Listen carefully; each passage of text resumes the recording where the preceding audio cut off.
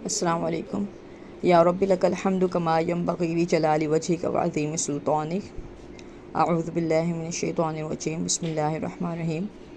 Students, last time ہم نے جو ویڈیو لیکچر ریکارڈ کیا تھا اس میں ہم نے حدیث کی لغوی معنی اور حدیث کی اقسام مینس حدیث کی ٹائپس ہم نے ڈسکس کیا تھا۔ ایک بریف ریمائنڈ کروا دوں، حدیث قولی، حدیث فعلی اور حدیث تقریری۔ حدیث قولی ہم نے پڑھا تھا۔ حدیث قولی کیا ہوتی ہے؟ حدیث قولی کہتے ہیں نبی کریم صلی اللہ علیہ وسلم کے اقوال کو، جیسے کہ کوئی صحابی کوئی راوی بیان کرے کہ آپ صلی اللہ علیہ وسلم نے فرمایا انما الاعمال بالنیات، بے شک اعمال کا دار و مدار نیت پر ہے۔ یہ آپ صلی اللہ علیہ وسلم کا قول ہے، اس وجہ سے ہم اسے کیا کہیں گے؟ حدیث قولی۔ جیسے ایک اور روایت ہے، نبی کریم صلی اللہ علیہ وسلم نے فرمایا ترکت فیکم امرین لن تضلوا ما تمسکتم بہما کتاب اللہ و سنت رسولہ، کہ میں تمہارے درمیان دو چیزیں چھوڑے جا رہا ہوں، جب تک تم انہیں مضبوطی سے تھامے رکھو گے تم کبھی گمراہ نہیں ہوگے۔ اور وہ دو چیزیں کیا ہیں؟ کتاب اللہ اور سنت رسول صلی اللہ علیہ وسلم۔ اب یہ راوی نے آپ کے جو الفاظ بیان کیے ہیں یہ کیا کہلائیں گے؟ حدیث قولی۔ پھر نیکسٹ ہمارے پاس حدیث فعلی ہے کہ کوئی صحابی نبی کریم صلی اللہ علیہ وسلم کے کسی عمل کو بیان کریں۔ جیسے لاسٹ ٹائم کے جو لیکچر تھا اس میں میں نے آپ لوگ کو ایکسپلین کیا تھا حدیث فعلی، کہ کوئی صحابی مثال کے طور پر بیان کرے کہ ہم نے نبی کریم صلی اللہ علیہ وسلم کو اس طرح سے نماز پڑھتے دیکھا، یا ہم نے اس طرح سے آپ کو کوئی بھی عمل کرتے دیکھا، وہ حدیث فعلی کہلائے گا۔ پھر تیسری ٹائپ ہے ہمارے پاس حدیث تقریری۔ حدیث تقریری کہتے ہیں کہ نبی کریم صلی اللہ علیہ وسلم کے سامنے صحابہ کرام نے کوئی عمل انجام دیا، آپ صلی اللہ علیہ وسلم نے نہ تو اس کی تائید کی اور نہ ہی آپ نے اس سے انکار کیا، اسے حدیث تقریری کہا جائے گا۔ اس کی مثال یہ ہے، علماء کرام اس کی جو مثال بیان کرتے ہیں وہ یہ ہے، نبی کریم صلی اللہ علیہ وسلم کے دسترخوان پر گوہ کا گوشت لایا گیا، گوہ بھی ایک جانور ہے، اس کا گوشت لایا گیا، آپ صلی اللہ علیہ وسلم نے وہ خود تو نہیں کھایا، آپ نے کراہیت محسوس کی، لیکن کھانے والوں کو آپ نے منع بھی نہیں فرمایا۔ تو اس طرح سے یہ عمل کیا تھا؟ صحابہ کرام نے انجام دیا، نبی کریم صلی اللہ علیہ وسلم کے سامنے کیا گیا، آپ نے اس کی تائید بھی نہیں کی اور آپ نے اس سے انکار بھی نہیں کیا، تو اس کو حدیث تقریری کہیں گے۔ حدیث کی شرعی تعریف۔ حدیث کی شرعی تعریف کیا ہے؟ شرعی اصطلاح میں وہ قول اور عمل جس کی نسبت نبی کریم صلی اللہ علیہ وسلم کی طرف ہو حدیث کہلاتا ہے۔ یعنی نبی کریم صلی اللہ علیہ وسلم کے اقوال، آپ کے افعال اور تقریر، یعنی کوئی ایسا کام جو آپ خاتم النبیین صلی اللہ علیہ وسلم کی موجودگی میں کیا گیا اور آپ صلی اللہ علیہ وسلم نے اس پر خاموشی اختیار فرمائی ہو، ان چیزوں کا مجموعہ حدیث نبوی کہلاتا ہے، حدیث کہلاتا ہے۔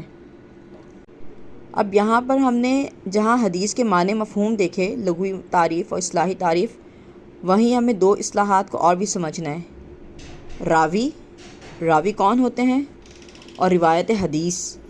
روایت حدیث کیا ہے؟ راوی کون ہوتے ہیں؟ راوی کی تعریف کیا ہے؟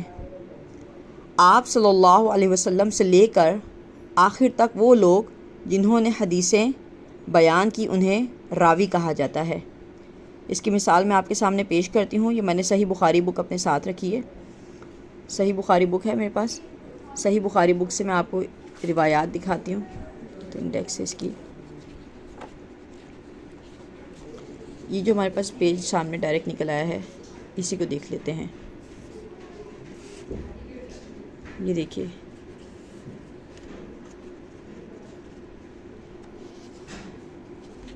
یہ چیپٹر ہے ہمارے پاس، باب اتخاذ السراری ومن اعتق جاریۃ ثم تزوجها۔ اب یہاں دیکھیے یہ جو ہے حدیث کی جو سند ہے پوری ہے، حدثنا موسیٰ بن اسماعیل، یہاں سے لے کر حدثنی ابو بردۃ عن ابیہ قال رسول اللہ صلی اللہ علیہ وسلم۔ اب یہاں تک یہ جتنے صحابہ کرام کے نام آ رہے ہیں یہ تمام کیا ہیں؟ یہ راوی حضرات ہیں، یہ راوی ہیں، یہ راوی ہیں جنہوں نے روایت بیان فرمائی، جنہوں نے حدیث بیان فرمائی، ٹھیک ہے، ان کو راوی کہا جاتا ہے۔ اچھا بیٹا، یہاں ہم نے راوی کی تعریف دیکھی کہ راوی کون ہوتے ہیں؟ جو حدیث بیان کر رہے ہیں۔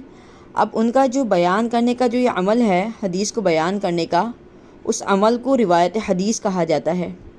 ٹھیک ہے، کہ جو لوگ حدیث کو بیان فرما رہے ہیں وہ راوی کہلائیں گے، اور اس طرح حدیث بیان کرنے کو، یعنی ان کا جو عمل ہے، انہوں نے جو روایت حدیث بیان کی، اس کو روایت حدیث کہا جاتا ہے. آپ کا ہو سکتا ہے ایگزامپل آج ایگزام میں آپ کا MCQ آ جائے کہ حدیث بیان کرنے کا عمل کو ڈیش کہا جاتا ہے. ٹھیک ہے، اور اس کی بلینک کیا ہوگی؟ روایت حدیث. یا پھر آپ کا یوں آ جائے روایت حدیث سے مراد ہے ڈیش. حدیث بیان کرنا، یہ آپشن میں آپ کو دے دیں، قرآن پاک کی تفسیر کرنا، فقہ بیان کرنا، یا شرعی مسائل بیان کرنا، کچھ بھی ہو سکتا ہے اس میں آپشن. تو روایت حدیث سے مراد کیا ہے؟ حدیث کو بیان کرنے کا طریقہ یا حدیث کو بیان کرنے کا عمل، اس کو روایت حدیث کہا جاتا ہے. اب آگے ہم چلتے ہیں. حدیث کے لغوی معنی ہم نے دیکھے، اصطلاحی تعریف دیکھی، راوی کی تعریف دیکھی، راوی کسے کہا جاتا ہے، روایت حدیث کی تعریف آپ نے دیکھی. اب جو نیکسٹ ہمارا ٹاپک ہے وہ ہے سنت. سنت کیا ہے؟ سنت کے سب سے پہلے آپ نے لغوی معنی دیکھنے. سب سے پہلے لغوی معنی سنت کے کیا ہے؟ سنت کے لغوی معنی ہیں عادت، طریقہ اور راستہ. جیسے ہم نے دیکھا ہوگا موسٹ آف ٹائم قرآن پاک میں اللہ تعالیٰ فرماتا ہے سنت اللہ، سنت اللہ، یہ اللہ تعالیٰ کا طریقہ ہے، اللہ تعالیٰ کی عادت ہے، اللہ تعالیٰ کا راستہ ہے. تو اسی طرح سے سنت کے جو لفظی معنی ہیں، جو ڈکشنری میننگ ہے، وہ کیا ہے؟ کوئی عادت، کوئی طریقہ اور کوئی راستہ. لیکن یہ لفظ جو ہے خاص جو بولا جاتا ہے نبی کریم صلی اللہ علیہ وسلم کے حیات مبارکہ سے متعلق ہوتا ہے. یہاں ہم دیکھتے سنت کی اصطلاحی تعریف کیا ہے. اصطلاح میں کہتے ہیں کہ حضور اکرم صلی اللہ علیہ وسلم کی زندگی گزارنے کی ہر وہ ادا. ٹھیک ہے، آپ صلی اللہ علیہ وسلم نے اپنی زندگی کس طرح سے گزاری؟ ہر ادا کسی قول، فعل، تقریر یا صفت کے ذریعے سے ہمیں نبی کریم صلی اللہ علیہ وسلم کی زندگی گزارنے کا عمل اور انداز کا ہمیں علم ملے. یعنی ہمیں کسی قول سے معلوم ہو کہ نبی کریم صلی اللہ علیہ وسلم کا زندگی گزارنے کا طریقہ کیسا تھا. مثال کے طور پر کوئی صحابی فرمائیں کہ میں نے نبی کریم صلی اللہ علیہ وسلم کو دیکھا، آپ اس طرح سے کھانا کھا رہے تھے، یا آپ اس طرح سے کلام کیا کرتے تھے، یا نبی کریم صلی اللہ علیہ وسلم کے مجلس کے انداز اس طرح سے تھے. ٹھیک ہے، جیسے آپ کی حضرت عائشہ سے یا دیگر ازواج مطہرات سے اگر ہمیں کوئی روایت ملے کہ نبی کریم صلی اللہ علیہ وسلم اپنے اہل خانہ کے ساتھ اس طرح سے تعاون کیا کرتے تھے یا اس طرح سے زندگی گزارتے تھے. مثال کے طور پر کوئی یہ حدیث ہمیں ملے، جیسے یہ آپ کے سامنے میں نے حدیث رکھی ہے، صحیح بخاری کی روایت ہے، یہ چیپٹر ہے باب النہی و انتشال اللحم، گوشت کے پکنے سے پہلے اسے ہانڈی سے نکال کر کھانا اور منہ سے نوچنا. اس کی روایت میں آپ کے سامنے بیان کر رہی ہوں. حضرت ابن عباس رضی اللہ تعالی عنہما نے بیان کیا کہ نبی کریم صلی اللہ علیہ وسلم نے شانے کی ہڈی کا گوشت کھایا، پھر کھڑے ہوئے اور نماز پڑھی، اور آپ صلی اللہ علیہ وسلم نے نماز کے لیے نیا وضو نہیں کیا. اب یہ کیا ہے؟ یہ آپ کی ایک سنت بیان کی جا رہی ہے. ٹھیک ہے، آپ صلی اللہ علیہ وسلم کا ایک انداز، ایک عمل آپ کا بیان کیا جا رہا ہے، یہ سنت کہلائے گا، یہ آپ سب کی سنت بن گیا. اب اسی طرح سے حضرت ابن عباس رضی اللہ تعالی عنہما نے بیان کیا کہ نبی کریم صلی اللہ علیہ وسلم نے پکتی ہوئی ہنڈیا میں سے ادھ کچی بوٹی نکالی اور اسے کھایا، پھر نماز پڑھائی اور نیا وضو نہیں کیا. تو اس حدیث سے بھی ہمیں کیا ہے؟ نبی کریم صلی اللہ علیہ وسلم کی ایک سنت معلوم ہو رہی ہے. اور نبی کریم صلی اللہ علیہ وسلم کی سنت کو قرآن کریم نے اسوہ حسنہ سے بیان کیا ہے. قرآن پاک میں اللہ رب العالمین نے نبی کریم صلی اللہ علیہ وسلم کے انداز کو، آپ صلی اللہ علیہ وسلم کے حیات مبارکہ کو اسوہ حسنہ، جیسے سورہ احزاب کی آیت ہے نا، لقد کان لکم فی رسول اللہ اسوۃ حسنۃ، کہ بے شک تمہارے لیے نبی کریم صلی اللہ علیہ وسلم کی حیات مبارکہ میں اسوہ حسنہ موجود ہے، بہترین نمونہ عمل موجود ہے. ٹھیک ہے، تو اس طرح سے نبی کریم صلی اللہ علیہ وسلم کی جو سنتیں تھیں، آپ کا جو زندگی گزارنے کا طریقہ تھا، اسوہ حسنہ کہلاتا ہے. تو یہاں پر ہم نے پڑھ لیا حدیث کے معنی مفہوم، حدیث کی اصطلاحی تعریف، راوی کی تعریف، روایت حدیث کسے کہتے ہیں، سنت کسے کہا جاتا ہے، سنت کے لغوی معنی اور اصطلاحی معنی. نیکسٹ لیکچر میں انشاءاللہ میں آپ لوگ کو جو ویڈیو ریکارڈ کروں گی، حدیث کی شرعی حیثیت اور حدیث کی حجیت، یہ بیان کروں گی انشاءاللہ.